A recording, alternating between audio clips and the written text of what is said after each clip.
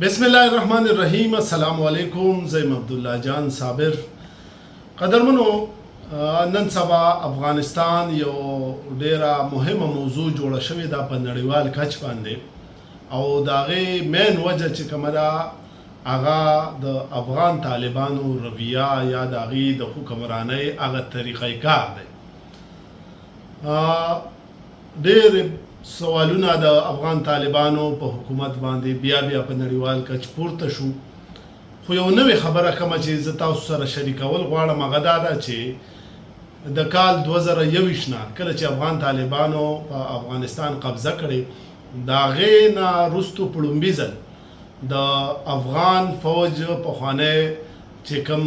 جنرال و، کوم د فوج مشر و جنرال سمیع سادات،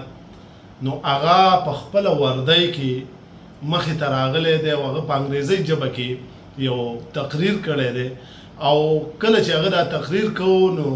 هغه شاته د افغانستان د 3 رنګونو چې کوم بیرغ دی هغه لګېدلی و په باقاعده توګه. په دغه تقریر یا دغه پیغام یا دغه خطاب کې هغه دا خبره کړې ده چې متحده محاذ افغانستان په نوم منګه یو پلیټ فارم جوړ کړی دی او د دې نه به منګه د افغان طالبانو پر ضد جنګیږو. هغه دا دعوه کړې ده چې افغان ولس که هغه په افغانستان کې دننه دی او که د نړۍ په نورو هیوادونو کې دي هغه ما سره څنګ په څنګ ولاړ دي، او هغه د قندهار نه د خپلو کاروایانو آغاز کړی دی. قندهار په دې وجه باندې اهم دی چې هغه د ملا هیبت الله کوم چې د افغان طالبانو یو مهم رهنما دی، د هغه د استوګنې یا د هغه داسې ویلی شي چې ابایي کلی دی، نو د هغه ځای نه هغه باقاعده آغاز کړی دی. او جنرال سمیع سادات دا ویلي دي چې ډېر ژر به موږ افغان ولس ته ازادي ورکوو او افغانستان به واپس خپلو خلکو ته میلاویږي. د دې سره سره افغانستان فریډم فرنټ چې کوم مشر دی یاسین ضیا، هغې خو الریډي خپلې کاروایانې جاري دي. د افغانستان بیلابیلو سیمو کې هغې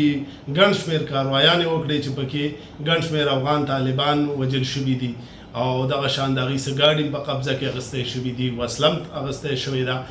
نو دا مختلف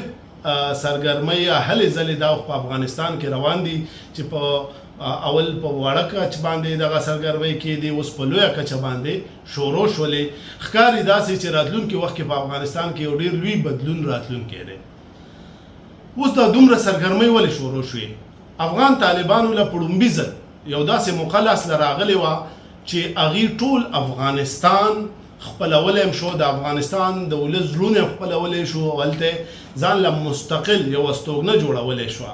خو له بده مرغه هغې چې راله نو هغې داسې پالیسۍ جوړې کړې چې هغه د افغان ولس خلاف وي، د هغه ځای د زنانو خلاف وي، د هغه ځای د تعلیم خلاف وي. ولس پکې بې روزګاره شو، ځایي خلک په ژوند باندې تنګ شو. نو چې کله عام خلک تنګ شي نو بیا هغې کوشش کوي چې داسې قوتونو له ځای ورکړي چې هغه د افغان طالبانو خلاف وي، او هغې قوتونو ته ځای ملاو شو، او هغې ته اخلاقي سپورټ هم ملاو دی، د افغان ولس مالی سپورټ هم ورته ملاو دی، او په شا ولاړ هم دي د دغه افغانستان فریډم فرنټ که دی او که دغه شان متحده محاذ افغانستان دی کوم چې جنرال سمیع سادات په مشرۍ کې جوړ دی. نو افغان طالبانو د خپلو ناکام پالیسیو د وجې افغانستان دې ځای ته راورسوو چې دا ځل یو ځل بیا افغانستان میدان جنگ جوړ شوی دی، او د افغان طالبانو نه علاوه چې څومره قوتونه دي هغې ټول په شریکه دا یو مقصد ګرځولی چې موږ به افغانستان ازادو او افغان ولس له به ازادي ورکوو، د ژوند چې کوم بنیادي حقونه دي هغه به ورکوو. که چېرې افغان طالبانو خپلې پالیسۍ نارمل ساتلی وی، دی د افغان ولس د سوچ مطابق ساتلی وی، نو زه یقین سره وایم چې دا ورځ به هغې نه لیدی. الله دې وکړي چې داسې فیصلې وشي مستقبل کې چې هغه د افغان ولس دپاره ښي، که د افغان طالبانو په شکل کې او که د جنرال سمیع سادات په شکل کې او که د یاسین ضیا په شکل کې، خو چې د افغان ولس د خیر او د خوشحالۍ دپاره چېرته چې احاد اوسئ. د الله په امان.